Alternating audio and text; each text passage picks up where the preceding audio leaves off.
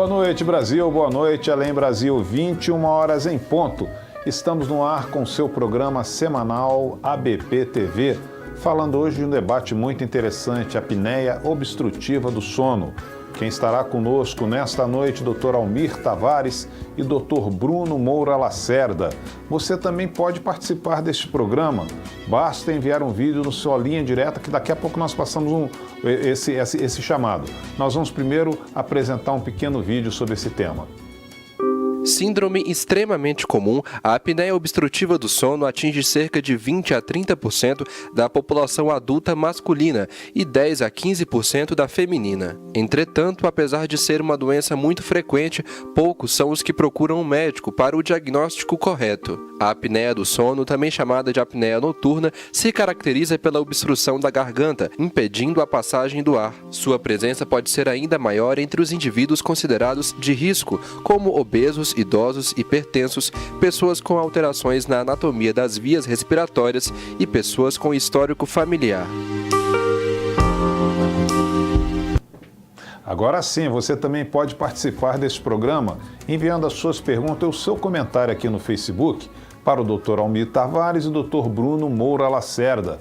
Quer saber como participar? Põe no ar, Diego. Para participar é muito fácil. Basta acessar o portal da ABP, www.abp.org.br. Na página de exibição do programa, encontre o formulário do Linha Direta. Coloque o seu nome, o seu e-mail, diga se você é associado ou não da ABP e preencha com a sua mensagem. Participe dos debates ao vivo do programa ABP TV. É isso aí, participe e fortaleça cada vez mais esse canal de comunicação. Eu vou dar meu primeiro boa noite, Dr. Almir Tavares, ele está em Minas Gerais. Boa noite, doutor. Aqui com vocês. Dr. Almir Tavares, é um prazer primeiro recebê-lo. Em nome do Dr. Antônio Geraldo, nosso presidente, toda a equipe da BP, agradeço a sua participação voluntária. E vou lhe perguntar como a apneia obstrutiva atrapalha a qualidade do sono. A apneia, ela leva o sono a não aprofundar-se. Esse sono se torna mais superficializado e povoado, vamos dizer assim, de despertares ao longo da noite, múltiplos despertares. E aí, na outra manhã, as pessoas tenderão a sentir-se com um sono não restaurador, a sentir-se cansadas, sonolentas durante o dia e com a sua performance de trabalho, a performance para dirigir veículos, a performance para uma leitura no dia seguinte, muito piorada. Muito obrigado, doutor Almir. Vamos agora a uma conexão com o Rio Grande do Norte, falar com o doutor Bruno Moura Lacerda. Doutor Bruno, boa noite. Boa noite, Valdir. Boa noite a todos. Também em nome do nosso presidente, doutor Antônio Geraldo, toda a equipe da BP, agradeço também a sua participação voluntária. E eu vou lhe perguntar como a qualidade do sono interfere na qualidade de vida dos pacientes com distúrbios psiquiátricos. Bem, a gente sabe que os distúrbios do sono, eles podem mimetizar, né? Podem se assemelhar aos distúrbios psiquiátricos, como podem também desencadear esses transtornos e cronificá-los, né? É importante que o profissional esteja atento, né, a esses distúrbios, uma vez que são distúrbios extremamente frequentes, né, na população. A Organização Mundial de Saúde estima que até 40% da população apresenta algum distúrbio do sono, né? E o que nós sabemos é que a boa parte da população desconhece que esses transtornos eles são tratáveis, né, são diagnosticáveis e tratáveis, e muitas vezes não levam suas queixas para o profissional que não tem acesso a essa informação e que aí dificulta, né, o tratamento diagnóstico correto. E bem, é isso. Bruno, doutor Almir, há alguma relação da apneia do sono com outras doenças psiquiátricas? Existe relação muito relevante. A apneia do sono, ela está ligada a transtornos depressivos, em primeiro lugar. Ela está ligada a transtornos confusionais e suspeita-se que ela esteja também em associação a transtornos demenciais, inclusive, a longo prazo. Isso. Nós tivemos só uma falhinha na sua última conexão da voz. Você está me ouvindo bem, doutor Almir? Estou ouvindo muito bem. Ok, vamos agora ao doutor Bruno Moura. Doutor Bruno, por que a obesidade é considerada um fator de risco? Veja, tanto a idade, né, o aumento da idade, quanto o aumento do IMC, eles são os principais fatores relacionados à apneia obstrutiva do sono.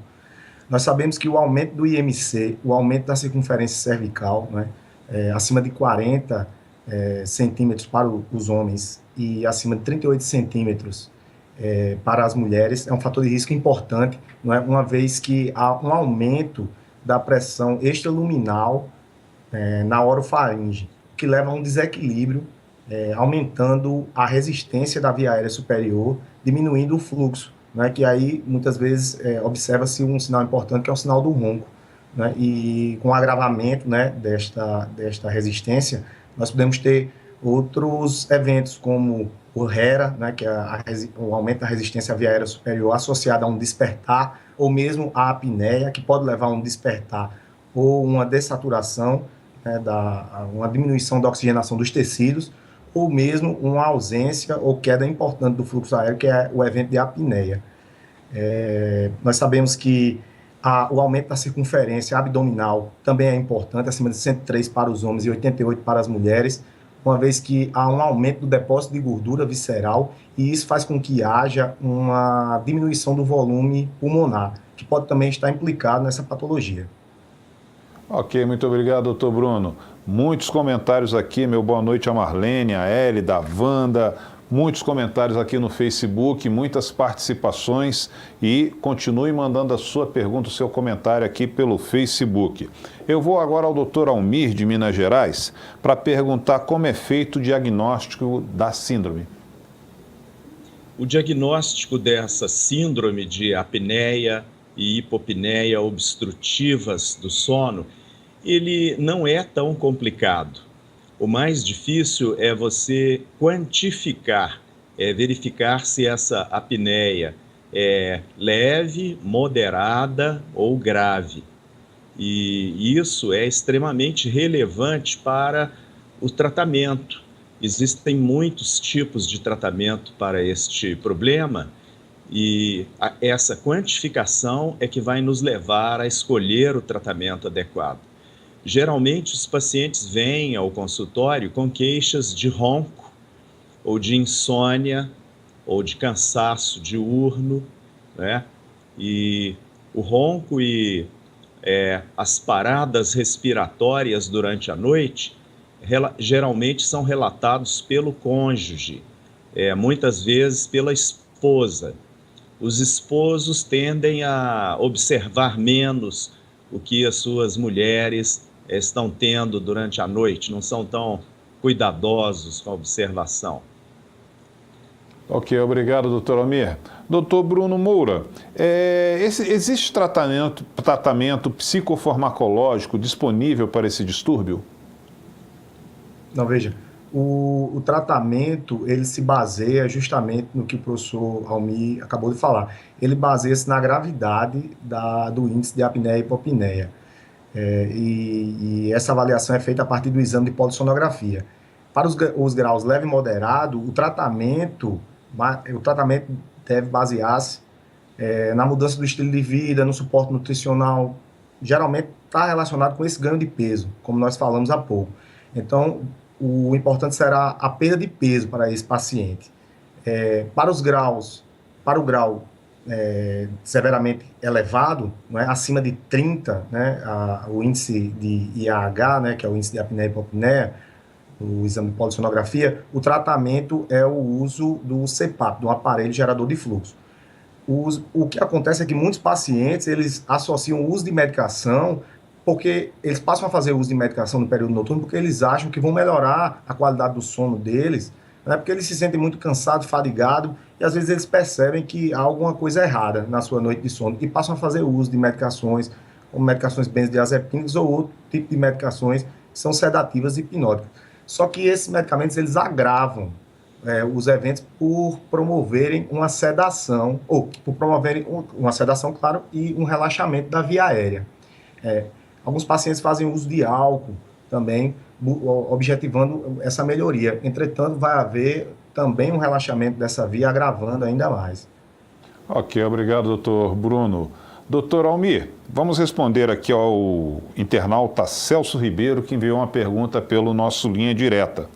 Ele diz: acordar com sensação de sufocamento, ofegante, com dor no peito ou desconforto, confuso ou com dor de cabeça, sentir boca seca ou dor na garganta pela manhã, alterações na personalidade, dificuldade de concentração, impotência sexual, irritabilidade, pode ser sintomas da apneia do sono? Podem ser, embora esse grupo de sintomas aí talvez esteja extrapolando um pouco aquilo que é mais próprio da apneia de sono. A apneia de sono, ela se conecta, ela se liga a diversas patologias, diversas doenças cardiovasculares. A hipertensão arterial, a diabetes, ela tanto poderia influir no sentido de ajudar a formar essas doenças, como ela também, de certa maneira, vai derivando destas doenças. E assim, uma pessoa com apneia de sono pode, no futuro, passar a ter problemas cardiovasculares que vão tornar mais florido esse quadro clínico aí, conforme sugestão do nosso colega que faz essa pergunta. É sempre importante, diante desse tipo de situação clínica, buscar ajuda médica. A apneia do sono, ela é muito importante de ser pesquisada, de ser buscada em pessoas, em pacientes que têm pressão alta, hipertensão arterial e que não estão estabilizando facilmente com medicamentos e tratamentos habituais para o controle da pressão arterial.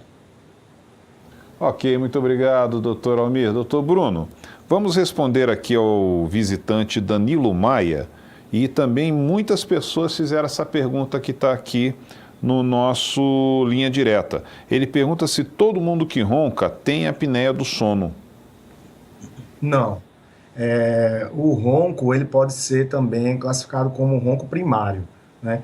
O que chama a atenção é esse sinal, né, que é um sinal que denota já um estreitamento da via aérea. Ou seja, durante a noite, há percepção, né, como o professor falou há pouco, muitas vezes é o cônjuge que observa que o indivíduo ele começa a apresentar um ruído, né, e esse ruído ele ocorre durante a respiração noturna, né, durante o período do sono.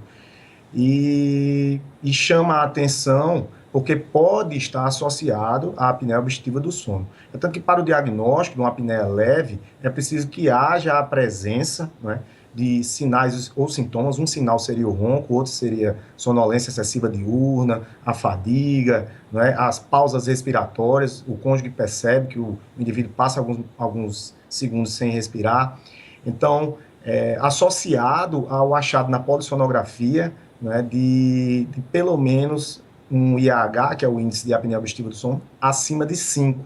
Né? Então, essa associação é que nós selamos o diagnóstico de uma apneia leve. Ok, muito obrigado, doutor Almir.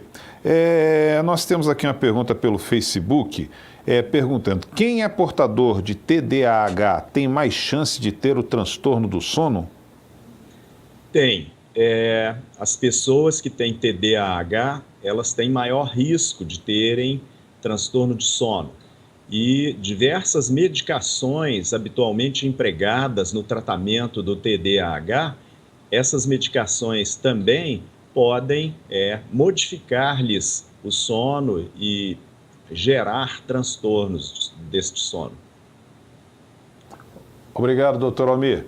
Doutor Bruno, vamos responder aqui a mais uma participante do nosso Facebook. Ela pergunta se a apneia do sono pode atrapalhar as funções biológicas de concentração e síntese de proteína. Bem, nós sabemos que, como eu falei há pouco, os distúrbios do sono, em geral, eles podem mimetizar até quadros psiquiátricos. Como falado há pouco, né, esse questionamento que foi feito a respeito do TDAH, ele pode se assemelhar até a um transtorno, como o transtorno do déficit de atenção e hiperatividade. Em virtude, principalmente, né, nós sabemos que nos homens, o quadro sintomatológico mais frequente seria a sonolência excessiva, nas mulheres seriam a fadiga, enquanto nas crianças, em geral, as crianças apresentam um quadro, em geral, de alteração cognitiva.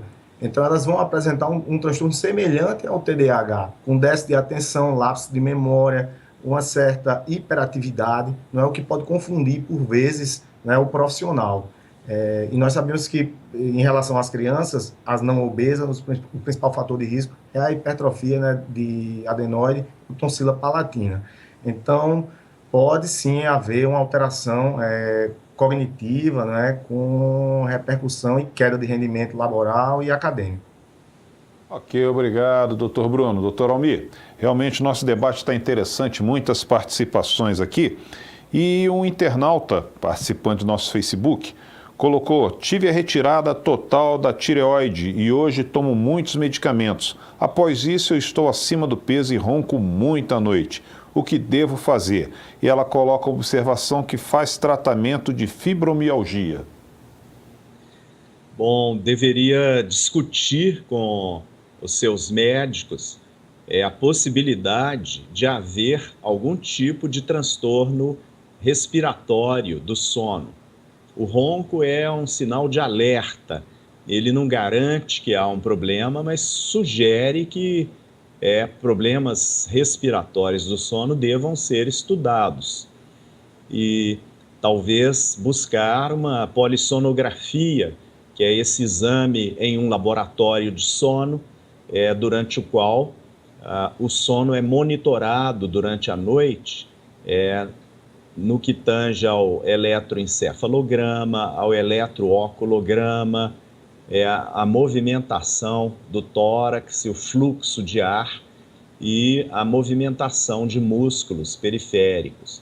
Então, esse exame poderia ajudar a dizer o que é que está se passando, mas é importante que isso seja orientado pelo médico dessa pessoa, uma vez que ela já está em tratamento para esse transtorno tireoidiano e é um problema que influi em muitas áreas da saúde. Obrigado, doutor Almir. Vou pegar esse momento aqui de grande audiência para dar o nosso boa noite a Luciene, psicanalista, Simone Dias, Mary Nunes Dias, Maurício Simões, Sandra Aureliano, Ana Maria Aninha, Joselma Cassiano, Maria Araújo, Marlene Silva, Meceneiro Lourdes, Ilka Mendes. Muito boa noite, obrigado pela sua audiência. Vamos agora ao doutor Bruno. Vamos responder aqui mais uma internauta. Ela pergunta: dentre os distúrbios do sono, pessoas que estão vividas e bem acordadas durante a noite e sonolentas durante o dia, que diagnóstico se dá ao notivago? É comum? Considera-se patológico? Me parece ser uma queixa de insônia, né?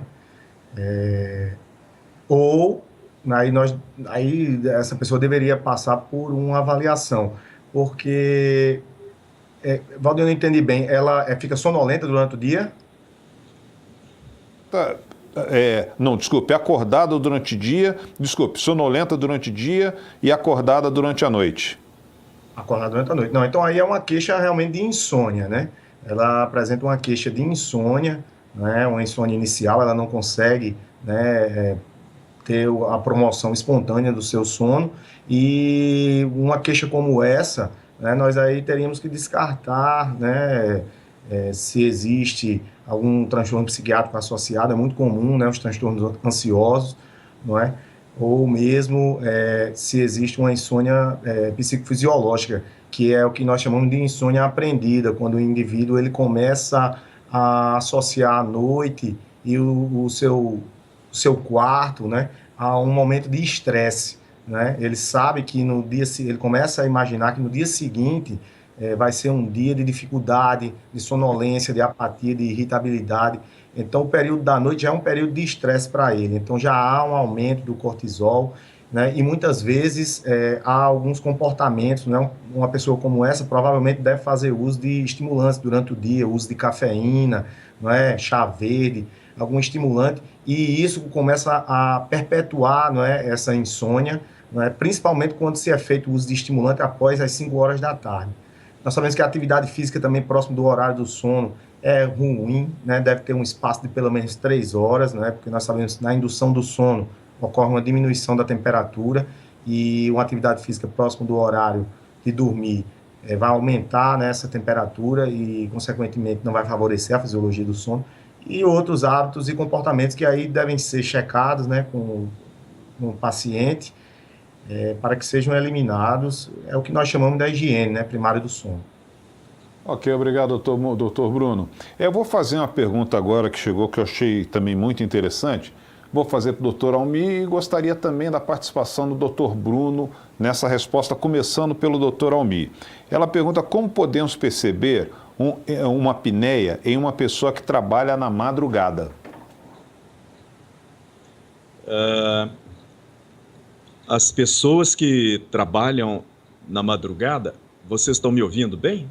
Perfeitamente, doutor Almir. Essas pessoas, elas acabam tendo uma modificação da saúde muito completa, não é? O trabalho fora do horário habitual, ele gera, inclusive, o auxílio de insalubridade. É insalubre, faz mal para a saúde de maneira geral. De modo que essa pessoa ela está exposta a uma série de riscos. E, inclusive, ela tem risco de viver menos anos do que os outros, que é o ápice vamos dizer, engloba todos os problemas de saúde aí associados. Esse trabalho fora do horário, ele vai levar a alimentação fora do horário, exercício fora do horário, e toda a maquinaria bioquímica do organismo estará funcionando fora de fase, fora do horário. E então, para verificar se essa pessoa tem apneia durante o sono, nós teríamos que examiná-la durante o seu período de sono, né? Mas o recomendável é dormir durante a noite. A vida moderna está trazendo uma série de facilidades, né? E uma série de tecnologias que estão levando muitas pessoas a passarem as noites acordadas. Isso particularmente é relevante no que tange aos jovens, que estão aí adictos, né? Quase que viciados à internet, a celulares e tecnologias que são bastante estimulantes, né? Elas, de certa maneira, se assemelham ao café expresso à noite, né? Elas têm luz de uma intensidade muito grande, né? Muito boa, e nós devemos começar a ter mais hábitos higiênicos com relação a essas tecnologias, procurando evitá-las no início, aí com algumas horas antes do nosso horário de dormir, né?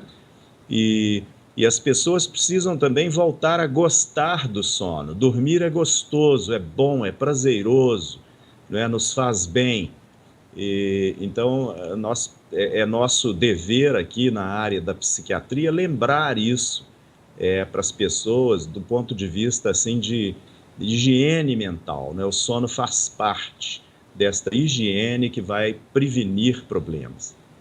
Eu gostaria da participação do Dr. Bruno também, da contribuição do Dr. Bruno nessa resposta. Bem, basicamente é isso que o Dr. Almir colocou, né? O paciente deveria fazer um exame realmente no horário que dorme, né? E aí checar os sinais e sintomas que ele apresenta, né? Associado aos achados da polissonografia, né? Mas nós sabemos que as pessoas que realizam esse trabalho em turno, né? Elas têm uma qualidade de vida inferior, né? E nós sabemos também que as pessoas que apresentam, não é, um ciclo de sono e vigília regular são as pessoas que vivem mais, que é basicamente isso que o Dr. Almir acabou de falar. E o que nós observamos é isso, que as pessoas, geralmente, elas buscam, em virtude do ritmo, né, que vivemos, elas acabam gerando uma autoprivação, né? Elas são autoprivadas do sono por comportamentos inadequados. Mas um indivíduo que realiza trabalho em turnos por vários anos, ele é um indivíduo autoprivado de sono, porque a qualidade do sono dele não é igual, esse sono não é reparador como o sono noturno. Nós fomos programados para dormir à noite.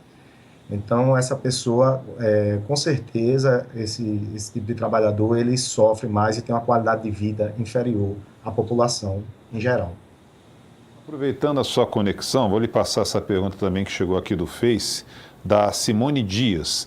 Ela pergunta: os homens em geral são 2 vezes mais propensos a desenvolver a doença do que as mulheres? Para mim, a pergunta? Sim. Até 3 vezes mais. E isso ocorre em virtude da testosterona. Existe um fator hormonal, né, relacionado a isso. A testosterona, ela acarreta numa redistribuição, né, do depósito de gordura e faz com que haja propicie um depósito aumentado, né, que haja um aumento do tecido, né, mole na orofaringe, fazendo com que haja um aumento da pressão extraluminal, né, da orofaringe, que propicia o colapso da via aérea. E nós sabemos que as mulheres, elas apresentam, não é, um fator protetor, né, à apneia obstrutiva do sono, que é a progesterona. Tanto que após as mulheres menopausadas, né, não apresentam, né, essa produção de progesterona, elas tendem a ter uma maior chance de apresentar apneia ou mesmo de roncar. Em geral, as mulheres, quando mais jovens, elas são mais obesas e que apresentam apneia. Elas são mais obesas do que os homens e quando apresentam o mesmo peso, elas são mais velhas do que os homens. Certo? Tanto que a prevalência ela se equipara, né, com o aumento da idade entre homens e mulheres. Ok. Doutor Almir, a pergunta é de Maurício Simões. O uso de indutores de sono são indicados no início do tratamento com CPAP? Esses indutores podem piorar a própria apneia? Podem levar à tolerância ao medicamento? Os indutores de sono, eles podem piorar uma apneia obstrutiva. E essa apneia obstrutiva moderada e grave, ela cada vez mais é tratada com CPAP, particularmente a apneia grave, e a adaptação ao CPAP, ela pode trazer um certo estresse para as pessoas. Não é uma adaptação tão fácil, exige, do ponto de vista de quem está adaptando o equipamento àquela pessoa, exige experiência, exige paciência, exige um trabalho que é longo. Durante esse trabalho, dependendo do nível de ansiedade que o aparelho traga para esta pessoa, pode ser interessante o emprego de pequenas doses de medicações ansiolíticas, mesmo tendo em conta que essas medicações podem, de certa maneira, elas encaminham, né, para uma piora da respiração à noite. Então, há que se ter aí um equilíbrio entre as duas coisas. Obrigado, doutor Almir. Doutor Bruno, o Maurício Simões pergunta se a apneia do sono vem acompanhado de sonhos ansiosos, pesadelos tipo afogamento, sufocamento. A pergunta é de Maurício Simões. Sim. Sim, pode sim estar relacionado a isso, uma vez que o sono ele é dividido em fases, né? Nós sabemos que existe a fase não REM, né? Subdividida em N1, N2 e N3, que é o sono de ondas lentas, e nós temos a fase do sono REM, que é a fase dos sonhos, onde há uma atonia, né, da musculatura. Então, um paciente que apresenta apneia obstrutiva do sono, durante a fase REM do sono, ele tem uma tendência maior ao colapsamento da via aérea em virtude dessa atonia, ou seja, desse relaxamento muscular. Então, há um relaxamento da orofaringe, né, que propicia esse colapsamento. E por estar relacionada a esta fase, que é a fase dos sonhos, por vezes o indivíduo pode ter sonhos ruins, né? Porque o colapsamento ocorre, a redução do fluxo ocorre, e ele começa a ter um pesadelo de que está se afogando, que tem alguém o asfixiando. Então, é comum, sim, esse tipo de alteração. E eu só queria fazer um adendo aqui, porque esses pacientes, na verdade, eles, em geral, eles têm uma supressão, né, do sono REM. Porque existe essa alternância das fases, e sempre que esse indivíduo chega nessa fase, ele gera um despertar, né? E nós sabemos que durante essa fase, existe uma liberação fisiológica de testosterona, né? É por isso que os homens, eles apresentam uma ereção de cerca de 30 a 90 segundos durante a noite, e durante a fase do sono REM. Os pacientes que têm apneia, até 20% deles, eles podem apresentar disfunções sexuais em virtude dessa supressão de REM, porque ele desperta nesse momento, né, pelo colapsamento de via aérea, ocorre um acúmulo de CO2, né, e com isso há uma acidose respiratória e uma estimulação central, gerando um despertar para que ele volte a respirar. Ok, muito obrigado, doutor Bruno. Doutor Almir, como funciona o trabalho multidisciplinar com otorrinolaringologia e outras especialidades? É que às vezes tem os trava-língua, principalmente com essa área médica, me desculpe. Pois não.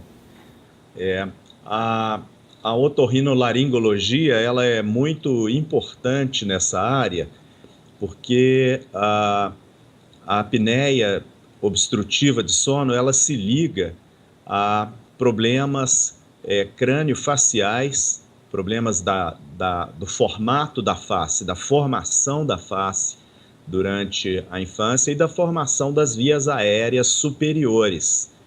E na criança, nós temos com grande frequência apneias causadas por amígdalas palatinas grandes, né? Amígdalas crescidas e que estão obstruindo, e adenoides.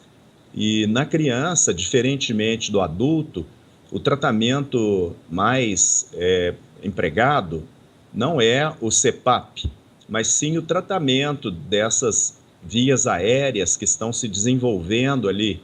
Então, tratar as amígdalas, as adenoides. Existem tratamentos cirúrgicos, mas muitos tratamentos conservadores, particularmente para as crianças menores, né?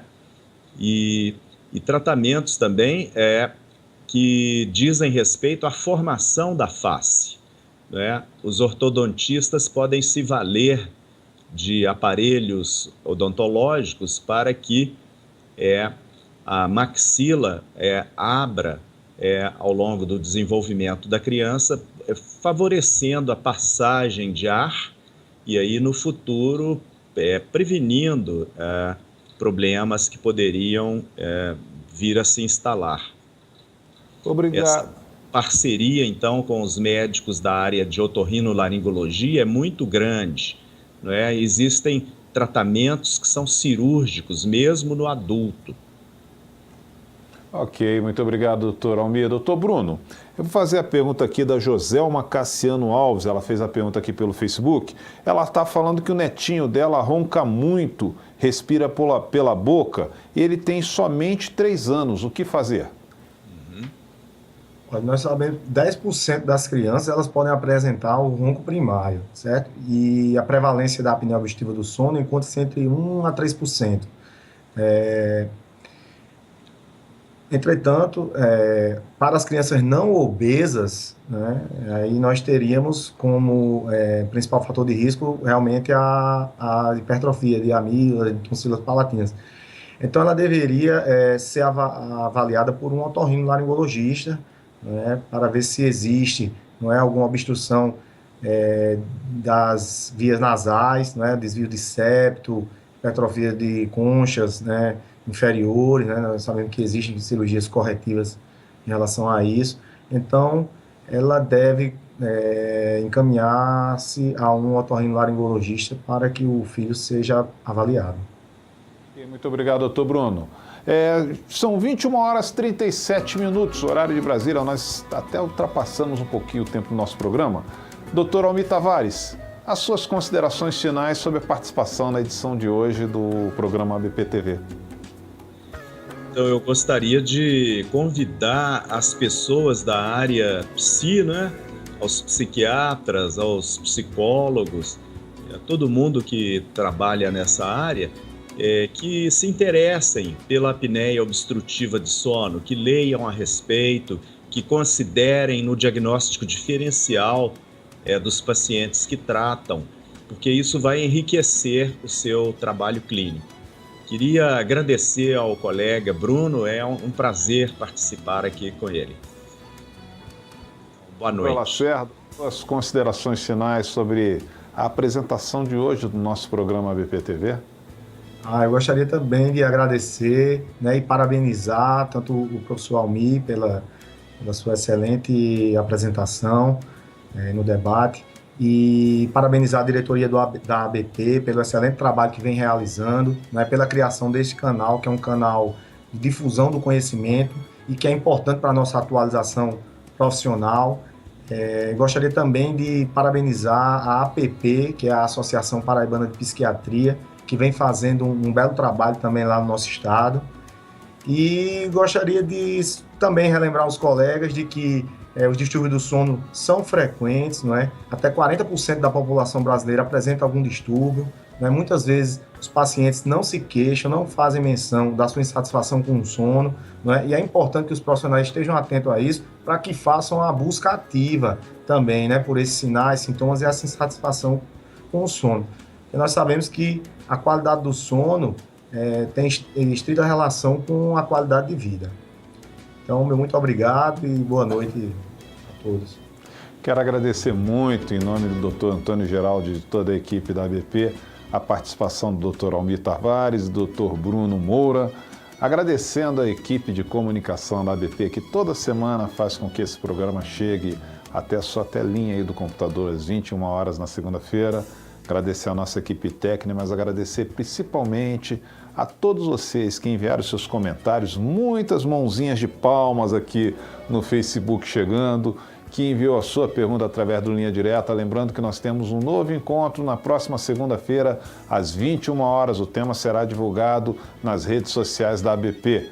Espero vocês aqui. Até a próxima segunda. Tenham todos uma ótima semana. Tchau, tchau.